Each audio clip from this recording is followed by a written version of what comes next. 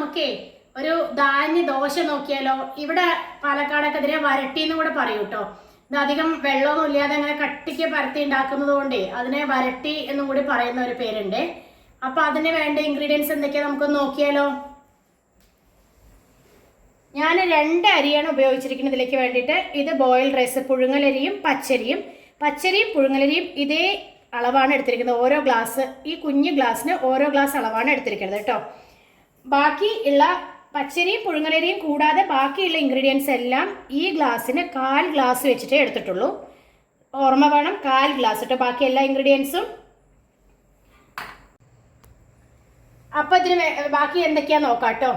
കുറച്ച് പച്ചക്കടല ഇല്ലേ, കടല അത് എടുത്തിട്ടുണ്ട് നമ്മൾ. പിന്നെ ഇത് വൻപയർ, വെള്ളപ്പയർ എന്നും പറയും, വൻപയർ എന്നും പറയില്ലേ, ആ ഒരു സാധനം.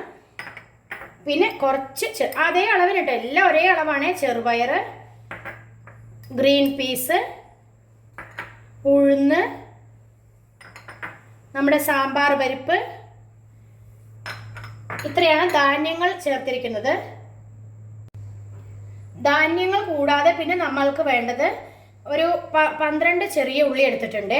കൊച്ചുള്ളി 12 എണ്ണം, 1 സ്പൂൺ കുരുമുളക്, ഒരു 1/4 സ്പൂൺ ജീരകം, ഒരു 1/4 സ്പൂണ് കായപ്പൊടി, 2 തണ്ട് കറിവേപ്പില. നമ്മൾ ഈ എടുത്തു വെച്ച എല്ലാ ഇൻഗ്രീഡിയൻസും കൂടിയിട്ട് നല്ലപോലെ കഴുകി വെള്ളത്തിൽ ഒരു 3-4 മണിക്കൂർ കുതിർത്ത് വെക്കണം. അതിനുശേഷം മിക്സിയിലോ ഗ്രൈൻഡറിലോ എന്തെങ്കിലും അരയ്ക്കണമെന്ന് വെച്ചാൽ അതിലേക്ക് കുരുമുളക്, ജീരകം, ഉള്ളി, കറിവേപ്പില, പാകത്തിനുള്ള ആവശ്യമുള്ള ഉപ്പും കൂടെ ചേർത്ത് നല്ലപോലെ അരയരുത്, ഒരു തരിതരിയായിട്ട് അരച്ചെടുക്കണം. അപ്പോൾ നമ്മൾ കാണിച്ച എല്ലാ ഇൻഗ്രീഡിയൻസും കൂടെ നല്ലോണം ഉപ്പ് ചേർത്ത് അരച്ചെടുത്തിട്ടുണ്ട്. ഈ ഒരു പരുവത്തിലാണ് അരച്ചെടുക്കേണ്ടത്, ഒരു തരിതരിയായിട്ട് അരച്ചെടുക്കണം. അതിലേക്ക് ഒരു 1/4 ടീസ്പൂണാണ് കായപ്പൊടിയും കൂടെ ചേർത്ത് നല്ലപോലെ ഇളക്കണം. പാന് ചൂടായിട്ടുണ്ട്. അപ്പോൾ നമുക്കിതിലേക്ക് ഓരോ കയ്യിൽ വെച്ചിട്ട് ഓരോ തവി ഒഴിച്ചിട്ട് നല്ലപോലെ പരത്തൊന്നും വേണ്ട.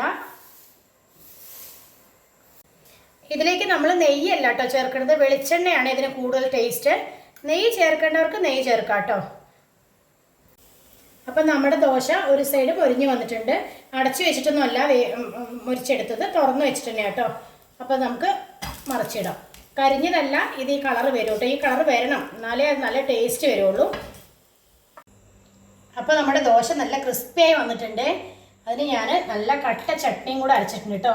അപ്പോൾ ഇങ്ങനെ എല്ലാവരും ഒന്ന് ട്രൈ ചെയ്ത് നോക്കണം. ഫീഡ്ബാക്ക് അറിയിക്കാൻ മറക്കരുത്. വേറൊരു വീഡിയോ വരുന്നത് വരേക്ക് എല്ലാവർക്കും നല്ലൊരു ദിവസം ആശംസിക്കുന്നു.